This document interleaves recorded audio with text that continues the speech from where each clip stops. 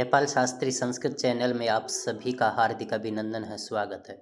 आज हम जो बीएससी प्रथम वर्ष की जो कक्षा है उसके अंदर जो एईसी के तहत पाठ्यक्रम निर्धारित किया गया है उसकी प्रथम यूनिट हम पहले पढ़ चुके हैं, जिसमें प्रत्याहार बनाने की प्रक्रिया थी। ए ई ऊण रील रिक ए ओंग ऐ औच है वर टलन वाली जो प्रक्रिया थी वो हमने प्रथम यूनिट में पढ़ ली। आज हमारी जो दूसरी यूनिट है उसके अंदर शब्द रूप दिए हुए हैं। जो शब्द रूप हैं उनमें पहला जो शब्द रूप है वो है राम। तो राम का जो शब्द रूप है वो कैसे बोला जाएगा, और आपसे ये पूछा जाएगा कि आप इस राम शब्द के सातों विभक्तियों में संपूर्ण रूप लिखिए। तो आप राम शब्द रूप को लिखेंगे तो आप इसे याद कर लें। मैं एक बार आपको उच्चारण करके समझा देता हूँ कि ये कैसे बोला जाता है। रामः रामौ रामाः, रामं रामौ रामान्, रामेण रामाभ्यां रामैः, रामाय रामाभ्यां रामेभ्यः, रामात् रामाभ्यां रामेभ्यः, रामस्य रामयोः रामाणां, रामे रामयोः रामेषु, हे राम हे रामौ हे रामाः। आपका जो दूसरा रूप है वो है बालक शब्द रूप का।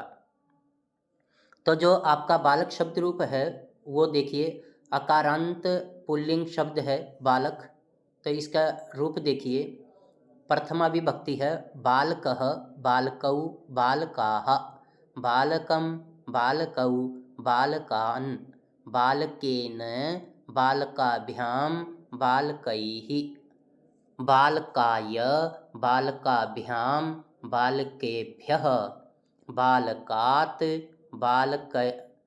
बालकाभ्यां बालकेभ्यः, बालकस्य बालकयोः बालकानां, बालके बालकयोः बालकेषु, हे बालक हे बालकौ हे बालकाः। ये आपका दूसरा शब्द रूप था बालक का। आपका जो तीसरा शब्द रूप है वो है लता शब्द रूप है। तो इसके रूप कैसे चलेंगे वो रूप देखिए, लता लते लताः, लतां लते लताः, लतया लताभ्यां लताभिः, लतायै लताभ्यां लताभ्यः, लतायाः लताभ्यां लताभ्यः, लतायाः लतयोः लतानां, लतायां लतयोः लतासु, हे लते हे लते हे लताः। इससे आगे वाला जो शब्द रूप है जो आपके पाठ्यक्रम में लगा हुआ है वो शब्द रूप है मति का। ये जो मति शब्द रूप है ये इकारांत स्त्रीलिंग शब्द है। तो इसके रूप कैसे चलेंगे वो देखिए, मतिः मति मतयः, मतिं मतिं मति मतिः, मत्या मतिभ्यां मतिभिः, मत्यै मतये मतिभ्यां मतिभ्यः। ये जो आपकी चतुर्थी विभक्ति है इसमें दो रूप बनते हैं। इनमें से आप कोई भी एक रूप लिख सकते हो, दोनों लिखने की आवश्यकता नहीं है। तो चतुर्थी विभक्ति क्या बनेगी, मत्यै मतये मतिभ्यां मतिभ्यः। जो आपकी पंचमी विभक्ति है वो क्या बनेगी, मत्याः मतेः मतिभ्यां मतिभ्यः। षष्ठी विभक्ति क्या बनेगी, मत्याः मतेः मत्योः मतीनां। सप्तमी मत्यां मतौ मत्योः मतीषु। संबोधन बनेगा हे मते हे मती हे मतयः। इससे आगे वाला जो शब्द रूप है वो है आपका गुरु शब्द रूप। तो गुरु शब्द रूप के रूप, इसके रूप कैसे चलेंगे वे देखिए, गुरुः गुरु गुरु गुरवः। ये जो आपका यहाँ पर द्विवचन का रूप है ये दीर्घ ऊ है जिसे हम बड़ा ऊ बोलते हैं। तो यहाँ इसकी गुरुः गुरु गुरवः, गुरुम गुरु गुरून्, गुरुणा गुरुभ्यां गुरुभिः, गुरवे गुरुभ्यां गुरुभ्यः। पंचमी जो विभक्ति है वो क्या बनेगी? गुरोः गुरुभ्यां गुरुभ्यः। षष्ठी विभक्ति गुरोः गुर्वोः गुरूणाम। ये जो गुरूणाम है इसमें बड़ा ऊ है, गुरूणाम। सप्तमी गुरौ गुर्वोः गुरुषु, हे गुरो हे गुरु हे गुरवः। इसे आगे वाला रूप है ज्ञानम। ज्ञान शब्द है, इस ज्ञान के रूप कैसे चलेंगे ये देखिए। ज्ञानम जिसे हम ज्ञानम बोल देते हैं, ज्ञानम ज्ञाने ज्ञानानि, ज्ञानम ज्ञाने ज्ञानानि, ज्ञानेन राम की तरह रूप चलेगा, फिर फल की तरह फलेन, फलेन ज्ञानेन ज्ञानाभ्याम ज्ञानैः, ज्ञानाय ज्ञानाभ्याम ज्ञानेभ्यः। पंचमी विभक्ति देखिए, ज्ञानात् ज्ञानाभ्याम ज्ञानेभ्यः, ज्ञानस्य ज्ञानयोः ज्ञानानाम्। सप्तमी विभक्ति है ज्ञाने ज्ञानयोः ज्ञानेषु, हे ज्ञान हे ज्ञाने हे ज्ञानानि। इसे आगे वाला रूप है युष्मद शब्द रूप है। युष्मद शब्द रूप तुम अर्थात तुम के लिए प्रयोग किया जाता है। इसकी प्रथमा विभक्ति है त्वम युवाम यूयम। दूसरी विभक्ति है त्वाम। ये जो त्वा लिख रखा है, इन दूसरे शब्दों को लिखने की जरूरत नहीं है, आपने केवल एक ही शब्द रूप लिख देना है बस। द्वितीया का त्वाम युवाम युष्मान, तृतीया त्वया युवाभ्याम युष्माभिः। चतुर्थी विभक्ति देखिए, तुभ्यम युवाभ्याम युष्मभ्यम। पंचमी त्वत् युवाभ्याम युष्मत्। षष्ठी तव युवयोः युष्माकम्।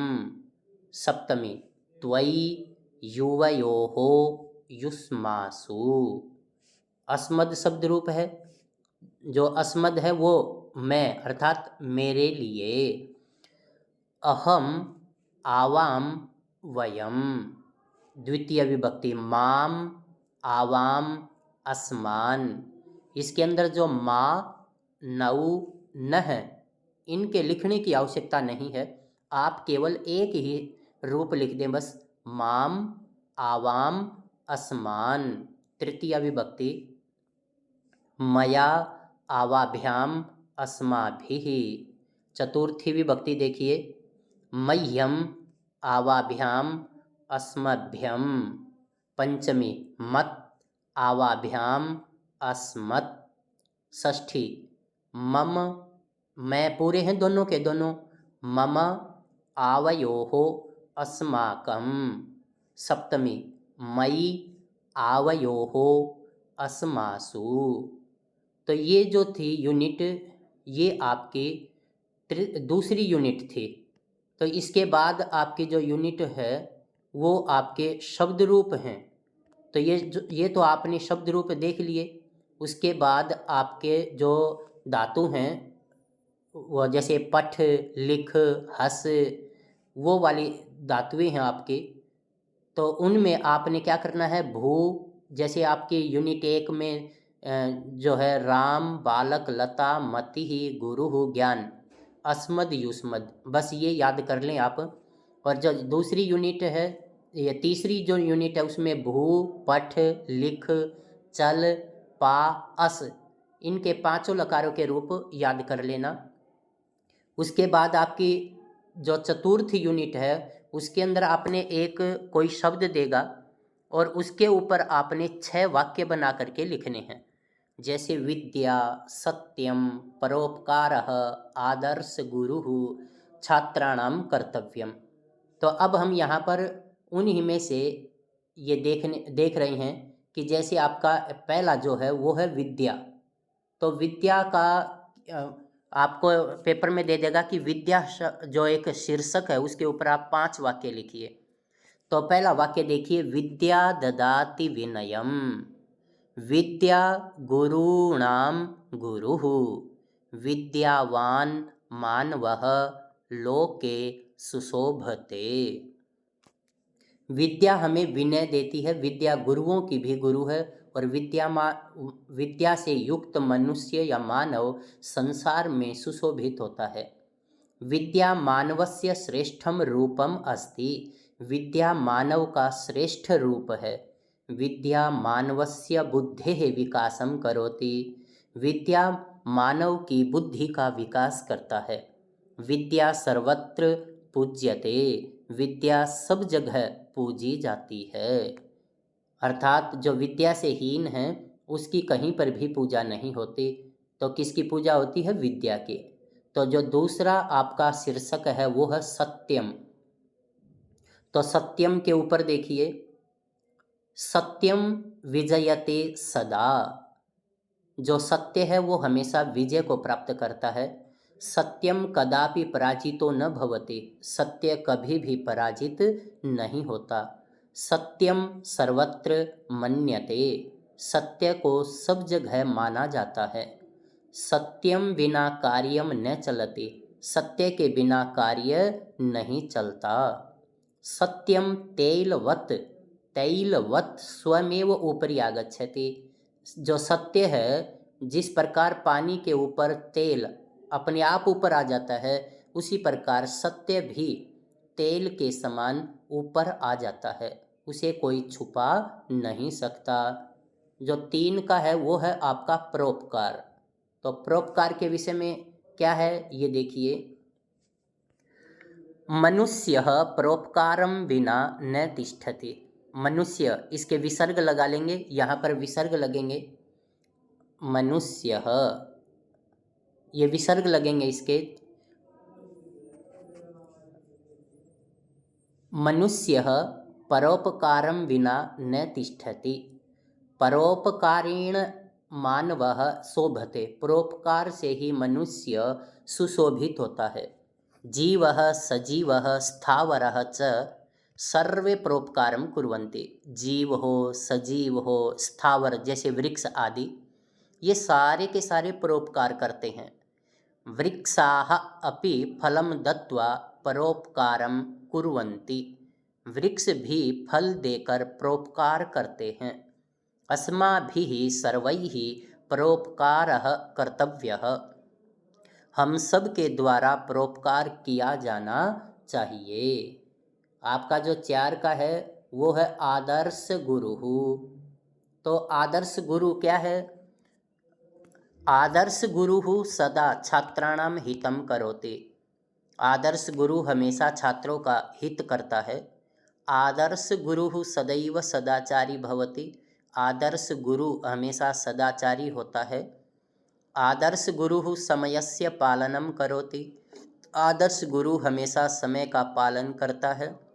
आदर्श गुरु नित्यम प्रतिदिनम समयेन कार्यम करोति, आदर्श गुरु नित्य प्रतिदिन समय से अपना कार्य करता है। आदर्श गुरु निज छात्रान संस्कारान पाठयति, आदर्श गुरु अपने छात्रों को संस्कार पढ़ाता है। आदर्श गुरु सर्वाणि कार्याणि सम्यक करोति, आदर्श गुरु सभी कार्यों को अच्छी प्रकार से करता है। इसका जो 5 का है छात्राणाम कर्तव्यम, कि छात्रों का क्या कर्तव्य है? छात्राणाम अध्ययन करणम कर्तव्यम, छात्रों का कर्तव्य क्या है? वे अध्ययन करें। समय पालनम छात्राणाम कर्तव्यम, और समय का पालन छात्रों का कर्तव्य है। समये कार्य करणम छात्राणाम कर्तव्यम, समय पर कार्य करना ये भी छात्रों का कर्तव्य है। माता पित्रोः सेवा करणम छात्राणाम कर्तव्यम, अपने माता पिता की सेवा करना ये भी छात्रों का कर्तव्य है। गुरोः आज्ञापालनम छात्राणां कर्तव्यम। गुरु की आज्ञा का पालन करना भी छात्रों का कर्तव्य है। तो इस तरह से हमने देखा कि हमारी ये जो बीएससी प्रथम वर्ष की कक्षा थी उसमें एईसी का जो पाठ्यक्रम है उसके अनुसार जो यूनिट 2 और यूनिट 4 ये हमने यहाँ इस वीडियो में देखी है।